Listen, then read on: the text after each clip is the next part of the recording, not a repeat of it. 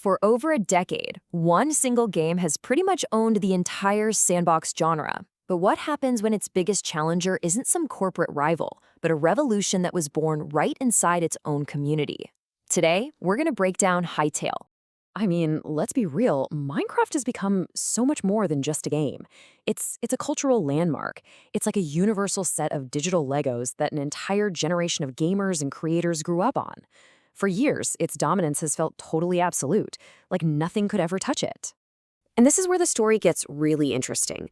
Hytale didn't come from some rival studio trying to cash in. Nope, it started on Hypixel, one of the biggest, most popular multiplayer servers in Minecraft. The team behind it knew exactly what players wanted because, well, they were the players.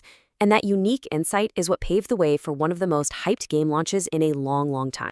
Okay, so let's get into it. Because when Hytale finally dropped, the impact wasn't just big, it was immediate and absolutely massive. We're talking about numbers that are just kind of hard to wrap your head around. 2.8 million. That is how many people were playing Hytale at the exact same time on its launch day. Now, to put that into perspective, that's a number that rivals the biggest games on the entire planet. This wasn't just a quiet launch. It was a full-blown event. But, the journey to get to this point was, well, it was anything but simple. So when you look at this timeline, you can see just how close we came to this game never even existing. It all kicked off as an idea way back in 2014. Then in 2020, Riot Games bought them, which was a huge deal. But then, disaster. In mid-2025, the whole project got canceled. It was dead. But then, almost miraculously, the original creators managed to buy it back and revive it just a few months later, leading to the launch we just talked about.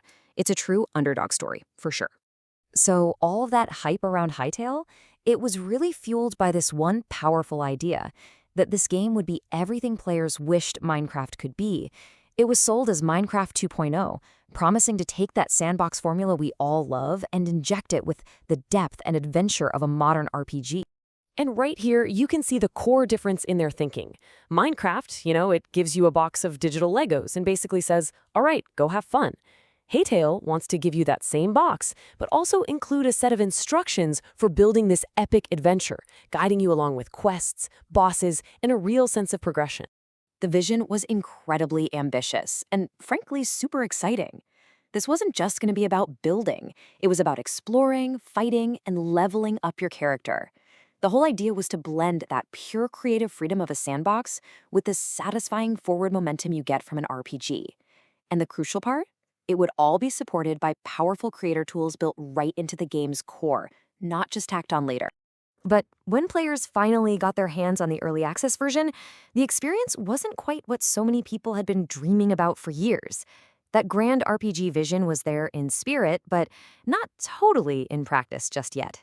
And this feeling popped up all over the place. Reddit, Discord, you name it. For a lot of people, that initial gameplay loop of, chopping down trees, crafting tools, building a little shelter, it felt really familiar, maybe a little too familiar. And it left some people wondering, hey, where are all those revolutionary RPG features? But just as quickly, other players jumped in to provide some much-needed context. The argument was that this is true early access. You have to build the foundation first, and then you can build the cool stuff on top.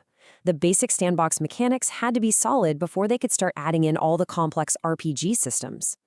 So the really important takeaway here is that what players are experiencing right now is the game's core survival foundation. The adventure mode, the deep quest lines, the huge bosses, all of that is still on the horizon.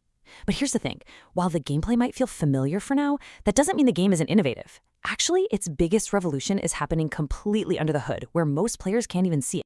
And this brings us to Hytale's secret weapon. Because while the minute-to-minute gameplay might feel a bit like Minecraft, the technical architecture underneath it all is a massive, radical departure, one that's built from the ground up, entirely for creators and community servers. This right here is the secret sauce.